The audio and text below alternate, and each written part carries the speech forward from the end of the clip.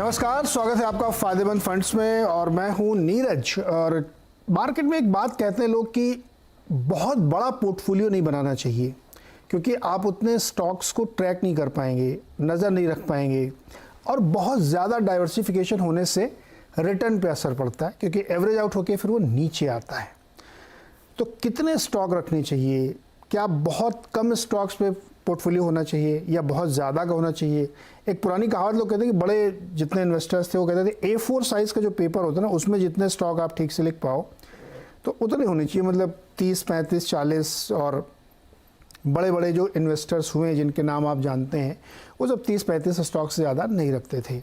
तो क्या ऐसा कोई फंड हो सकता है जिस पे नंबर ऑफ स्टॉक्स रिस्ट्रिक्टेड हो, थोड़ा कंसंट्रेटेड हो, लेकिन रिटर्न बढ़िया कमा के दे, और जिसका फंड मैनेजर बहुत मेहनत करे, क्योंकि नंबर ऑफ स्टॉक्स कम है तो आपको ज़्यादा चूजी होना पड़ेगा।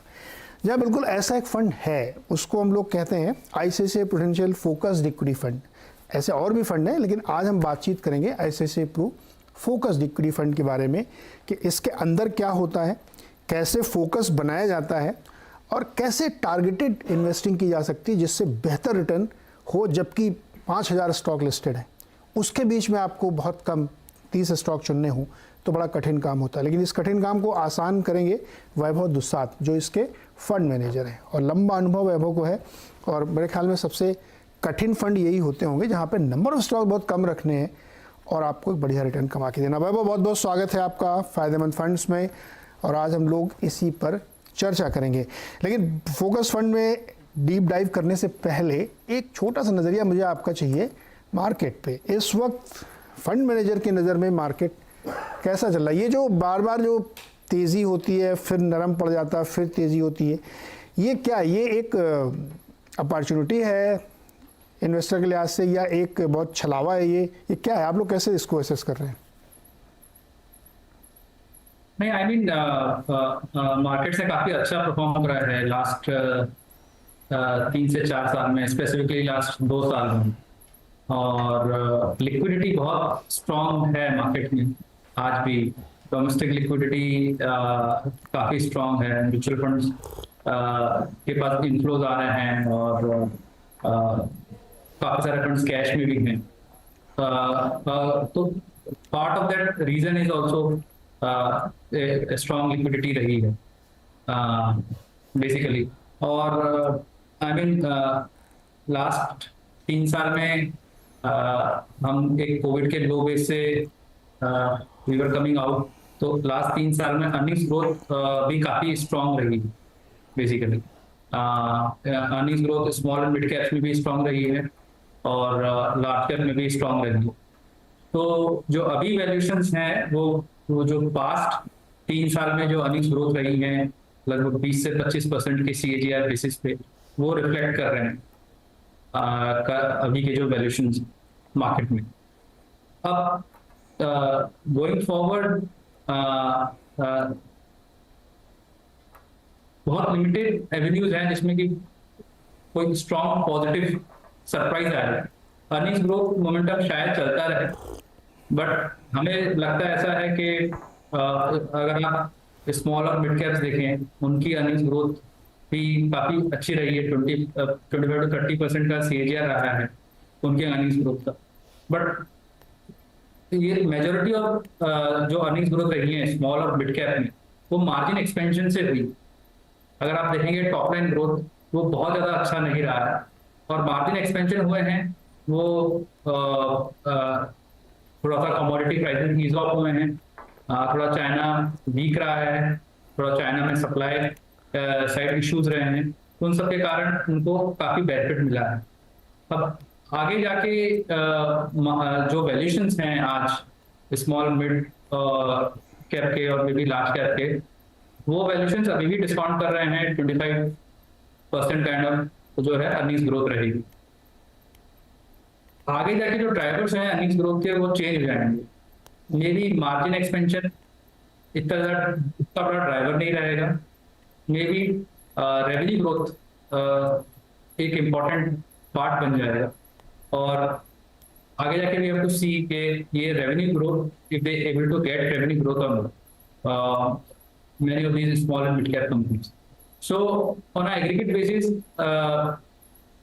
मेरा व्यू ये है कि अर्निंग ग्रोथ इटसेल्फ वो स्लो डाउन हो सकती है। ऑफ कोर्स कुछ पॉकेट्स आएंगे जहाँ पे अर्निंग ग्रोथ अभी भी सिक्लिकली रिकवर कर रही होंगी शायद, तो वो एक बास्केट छोड़ के आई थिंक काफी सारे स्टॉक्स में शायद earnings growth momentum slow down हो सकता है, बिकॉज वॉल्यूम ग्रोथ किसी भी सिनेरियो में इंडिया में या रेवेन्यू ग्रोथ 20-25% आना थोड़ा मुश्किल है, despite all the positive effect जो हम इकोनॉमी में देख रहे हैं। इंटरेस्टिंग बात आपने रखी और बड़ी ज़रूरी बात भी दर्शकों के, निवेशकों के लिए समझदारी के लिए, कि जो इतनी ज़बरदस्त अर्निंग एक्सपेंशन दिखी है वो शायद सस्टेन नहीं करेगी, तो इससे थोड़ी सेक्टोरल चर्निंग होगी और मार्केट अपने आप को एडजस्ट भी करेगा। एक लास्ट क्वेश्चन और मार्केट में, वैभव आपके हिसाब से कोई ऐसी चिंता की बात मार्केट में या जो फंड मैनेजर्स को थोड़ा सा परेशान कर रही हो? नहीं, कुछ पॉकेट्स हैं जहाँ पे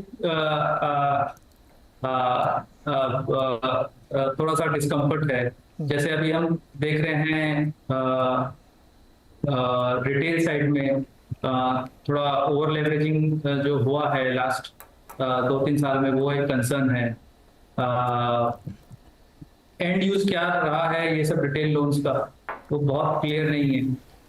उसमें क्या लोगों ने इन्वेस्ट करा है मार्केट में या फिर वो एक रियल कंजम्पशन के लिए यूज हुआ है, वो भी क्लियर नहीं है। और अब हम देख रहे हैं कि लास्ट 1-2 क्वार्टर से जो क्रेडिट कॉस्ट हैं रिटेल फ्रंट में वो इंक्रीज हो रही है। वो ऑल टाइम लो पे थी और वो अब सिक्लिकली वापस नॉर्मलाइज हो रही है जो प्री कोविड हुआ करती थी। तो वो एक वो एंगल पे कंसर्न है जहाँ पे कि वो ओवरऑल सेंटिमेंट्स को इम्पैक्ट कर सकते हैं। ओके, बहुत ही इंटरेस्टिंग बात कही है वैभव ने, जो बैंक से रिलेटेड है कि जो लोन बटा है उसका क्या हुआ। इसमें हम आगे चर्चा करेंगे शो में जब हम सेक्टोरली बातचीत करेंगे, लेकिन अब वापस आते हैं अपने फंड के बारे में, जो ICICI Prudential focused equity fund है।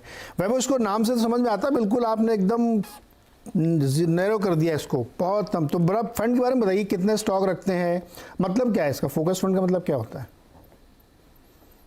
Focus fund as a strategy यहाँ पे लगभग 25 से 30 स्टॉक्स के बीच में रहते हैं। कॉन्सेंट्रेटेड फंड होता है ये। और इसमें आपने जैसे बताया बहुत सारे फंड्स हैं, सबका डिफरेंट स्टाइल है मैनेजमेंट का। मेरा स्पेसिफिक स्टाइल है मैनेजमेंट का, बट आपने जैसे शुरुआत में बताया इसमें आपको बहुत you have to like very selective जो भी आप स्टॉक्स इस फंड का पोर्टफोलियो का पार्ट बना रहे हैं। कोशिश यही करते हैं कि उसमें एरर ना हो स्टॉक सिलेक्शन में। और सबसे बड़ा चैलेंज यही है कि इतने बड़े यूनिवर्स में केवल 25 से 30 स्टॉक्स ही हैं जो कि इसमें आप ऐड कर सकते हैं। तो बहुत चूजी होगा। बड़ा आपको ऐसा नहीं लगता कि कई बार कि यार बहुत सारे ऑप्शन है, ऐसा फंस गया हूँ मैं कि 25-30 में ही सब कुछ करना है, कैसे करूँ कैसे मैनेज कैसे करते हैं? ऑप्शन तो बहुत सारे दिखते होंगे। हाँ नहीं, आई मीन कई बार कुछ स्टॉक्स और आइडियाज मिस भी होते होंगे बिकॉज ऑफ दैट रिस्ट्रिक्शन। तो जनरली एक ब्रॉड स्ट्रेटजी है, ये है कि बेसिकली मैं try to buy only one stock per sector per sub sector. तो मैं एक ही सेक्टर में 3-4 स्टॉक्स खरीदना अवॉइड करता हूँ, except let's say banking sector जिसमें कि 10% वेट रिस्ट्रिक्शन भी होता है। बट मैं एक ही सेक्टर में बहुत सारे स्टॉक्स नहीं खरीदता हूँ, बल्कि एक ही स्टॉक से एक लार्ज वेट बना लेता हूँ। अगर मैं किसी सेक्टर पे बहुत ज्यादा पॉजिटिव हूँ, सेक्टर या सब सेक्टर या सब थीम, सो उससे क्या है कि जो एक मेरा कवरेज है मार्केट का वो थोड़ा मेरे को मिलता है। और दूसरा ये है कि at any given point in time कुछ थीम्स हैं जिसमें मैं ज्यादा पॉजिटिव हूँ, कुछ थीम्स हैं जो कि मैं अवॉइड कर रहा हूँ, तो उस थीम का जीरो रिप्रेजेंटेशन होगा। और जिस थीम पे ज्यादा पॉजिटिव हूँ, मेरी उस थीम का रिप्रेजेंटेशन थोड़ा बेटर होगा। तो कुछ पार्ट ऑफ द मार्केट जो है वो इसमें होगा ही नहीं बेसिकली, तो उसका एक्टिव शेयर काफी ज्यादा होगा फंड। इसमें आपने ज़्यादातर लार्ज और मिड कैप रखे, स्मॉल कैप की तरफ आप गए नहीं। ये इसलिए कि आपको थोड़ा सा कंजर्वेटिव रहना था, कम रिस्क लेना था, या उनकी क्वालिटी में भी इशू है इसलिए क्यों जाना उधर, इधर कंजर्वेटिव रहो? लार्जली एक आप एक साइकिल देखेंगे, वैल्यूएशन साइकिल, एक economic expansion cycle. We are somewhere, हम लोग middle to late stage of economic expansion cycle में हैं। हम्म, इस स्टेज में if I build a very large portion in small cap, then उसको बिल्ड करना और फिर उसके रिटर्न्स को एंजॉय करना फंड में और फिर सक्सेसफुली एग्जिट करना, at this stage it would be tricky. अगर मैं 2020 में होता तो यकीनन स्मॉल कैप में कुछ ना कुछ वेट रखा होता मैंने, मे बी काफी अच्छा वेट रखा होता स्मॉल कैप में। बट अभी हम 2020 में नहीं है, 2024 में है। तो अब मुझे एक चीज़ बताइए, चूंकि इसमें कोई क्राइटेरिया नहीं है, आप किसी भी तरह चुन सकते हैं, तो दर्शकों को समझ के बताइए, जैसे आप किसी शादी में गए, वहाँ बुफे लगा हुआ है, तो आप केवल सलाद से अपना पेट भर सकते हैं, या आप चाइनीज़ से अपना पेट भर सकते हैं, या केवल जूस पी के अपना पेट भर सकते हैं। ये इस बात से तय होता है कि आप अपनी सेहत का ख्याल कैसे रखते हैं, कैसे आप पार्टी को एंजॉय करना चाहते हैं। तो जब वैभव दुसात स्टॉक चूज़ करने जाते हैं तो वो क्या चीज़ ध्यान रखते हैं, क्योंकि आपके पास 25-30 में ही आपको करना है, उतनी मतलब आपकी जो इनटेक कैपेसिटी वो आपने रिस्ट्रिक्ट कर ली है, ऑप्शंस सैकड़ों की तादाद में है। तो आप वैल्यू पे ध्यान देंगे कि ग्रोथ पे ध्यान देंगे, स्पेशल सिचुएशन पे ध्यान देंगे, या बहुत डाइवर्सिफाई नहीं करके एकदम एक अच्छा मिल गया तो 30% पैसा उसी में डाल देंगे? कैसे चूज करते हैं स्टॉक? इसमें एक single strategy which I like to follow इस फंड को मैनेज करने के लिए, मैं रिलेटिव वैल्यू देखता हूँ स्टॉक में। लार्जली क्वालिटी, ग्रोथ, ये स्टाइल है, और लास्ट 2 साल से लार्ज कैप बायस स्टाइल है, और एक इसके ऊपर ओवरले है रिलेटिव वैल्यू का। सो मैं किसी भी स्टॉक में एब्सोल्यूट वैल्यूएशन ना देख के रिलेटिव वैल्यूएशन देखता हूँ कि लॉन्ग टर्म हिस्ट्री में उसका स्टॉक का क्या ग्रोथ रेट रहा है और क्या स्टॉक के वैल्यूएशन रहे हैं, किस वैल्यूएशन पे वो ट्रेड करा है।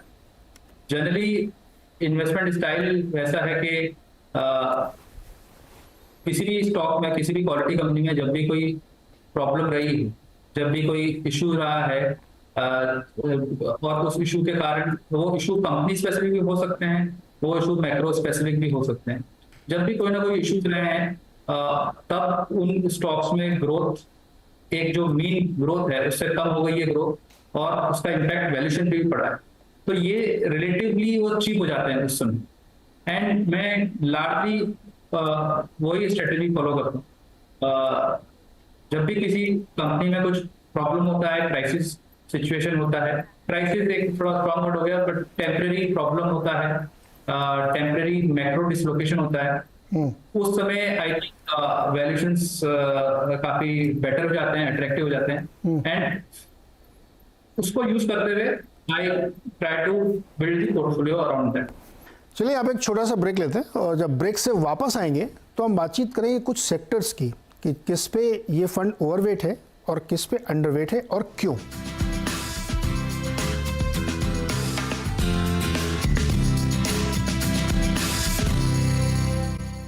फंड्स में, और आज हम बातचीत कर रहे हैं ICICI Prudential focused equity fund के फंड मैनेजर वैभव दुसात से।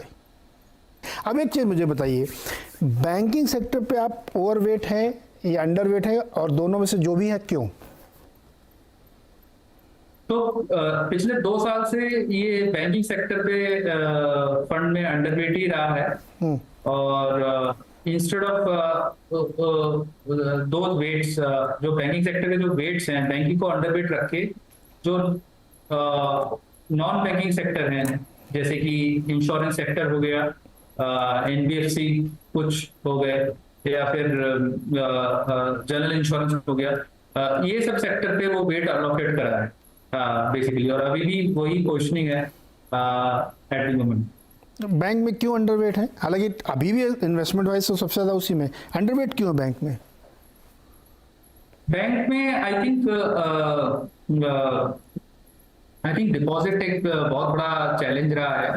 अगर आप देखें तो जो डिपॉजिट ग्रोथ 14-15% रहा करती थी, हुआ करती थी, वो केवल अभी 8-9% रह गया है basically. And a part of that is also because आप देख रहे हैं कि इक्विटी मार्केट्स में काफी इनफ्लो बढ़ा है।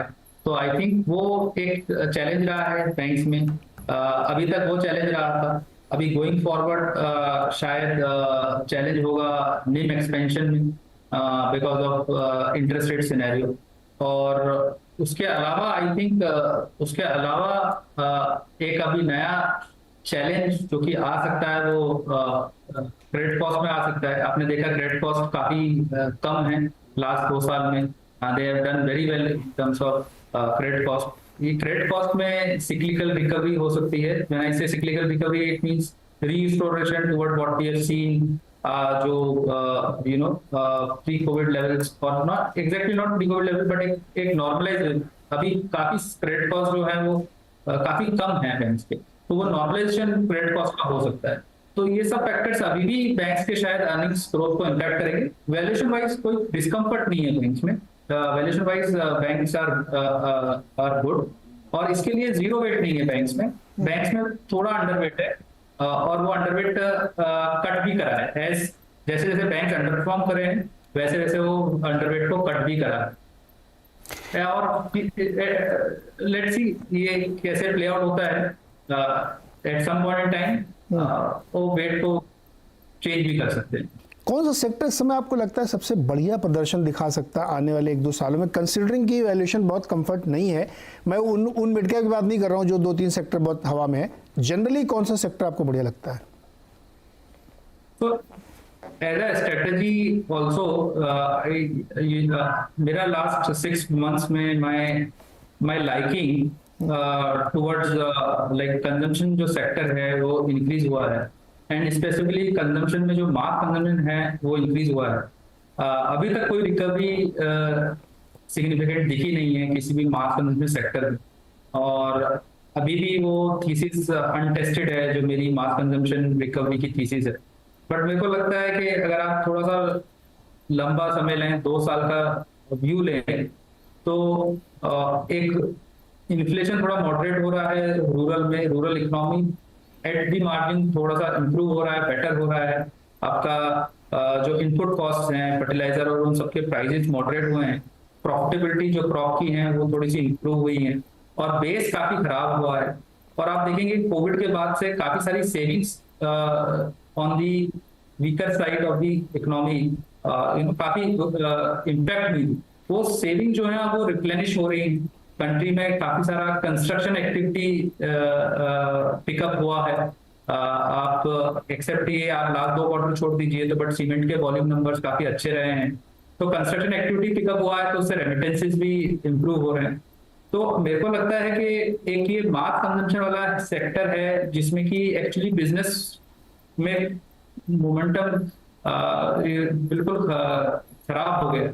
तो मेरे को लगता है कि नेक्स्ट 2 साल में यहाँ पे शायद अर्निंग्स अपग्रेड हो सकता है, और ओवरऑल कंजम्पशन में थोड़ा पॉजिटिव सरप्राइज आ सकता है, और गवर्नमेंट के वेलफेयर स्कीम्स भी इंक्रीज हो सकते हैं बिकॉज अभी काफी सारे इलेक्शंस भी पेंडिंग हैं। तो आई थिंक डायरेक्शनली मेरे को ये एक सेक्टर लगता है जिसमें कि कुछ पॉजिटिव सरप्राइज हो सकता है।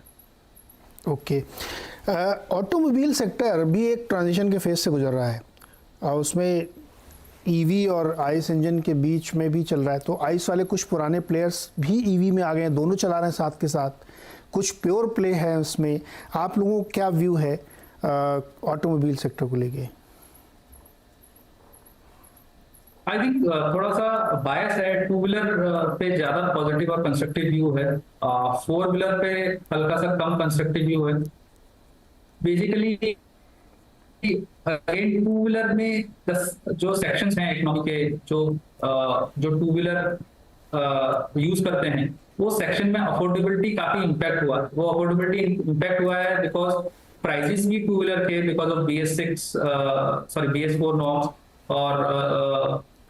और दूसरे इंश्योरेंस और उन सब की वजह से प्राइसेस भी काफी बड़े हैं टू व्हीलर्स में। फोर व्हीलर में भी बड़े हैं, बट टू व्हीलर का टिकट साइज छोटा होता है, तो परसेंटेज टर्म्स में प्राइसेस काफी बड़े हैं टू व्हीलर्स में। और बिकॉज इनकम लेवल बहुत ज्यादा ग्रो नहीं हुआ है लास्ट 2-3 साल में, तो अफोर्डेबिलिटी काफी मिसमैच रहा है उसमें। अब ऐसा सिचुएशन आ गया है कि रिप्लेसमेंट साइकिल ऑलरेडी काफी एलोंगेट हो चुका है और इनकम लेवल्स थोड़े से इंप्रूव होना चालू हो गए हैं और प्राइस हाइक्स जो हैं वो मॉडरेट हैं टू व्हीलर्स में। तो आई थिंक अभी नेक्स्ट 2 साल के लिए टू व्हीलर जो एज अ बास्केट है वो अच्छा कर सकता है, उसमें ग्रोथ बेटर रह सकती है, सस्टेन रह सकती है।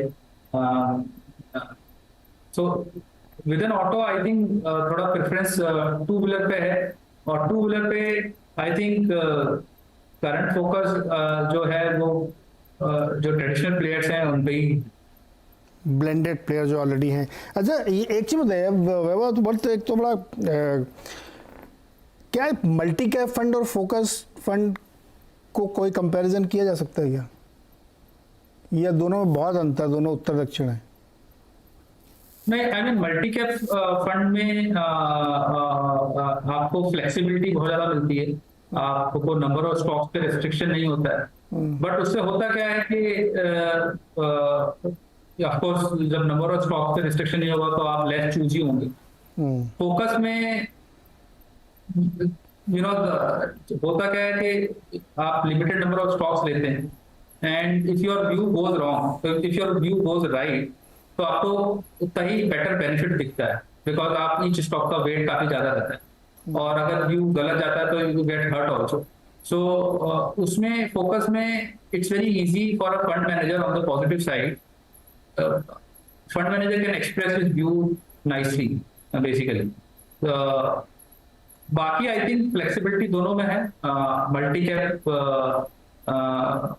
कैप में बेनिफिट ये होता है कि वो कुछ स्मॉल कैप्स में एक कम वेट में पार्टिसिपेट करके they can easily exit also, so वो एक बेनिफिट है। ओके, तो ये थी बातचीत ICICI Prudential focused equity fund के बारे में, और वैभव ने बड़े बढ़िया समझाया कि कठिन काम है इनके लिए, लेकिन उसको भी ये बखूबी कर सकते हैं और कर रहे हैं लंबे समय से, इसीलिए इस तरह के फंड में निवेशों की दिलचस्पी रहती है। वैभव जी बहुत बहुत शुक्रिया जुड़ने के लिए, बातचीत करने के लिए और एक्सप्लेन करने के लिए कि आईसीआईसीआई प्रू फोकस फंड कैसे काम करता है। चलिए अगले हफ्ते फिर अगले हफ्ते फिर एक नए फंड मैनेजर और एक नए फंड से आपकी मुलाकात होगी। इस हफ्ते के लिए इतना ही, नमस्कार।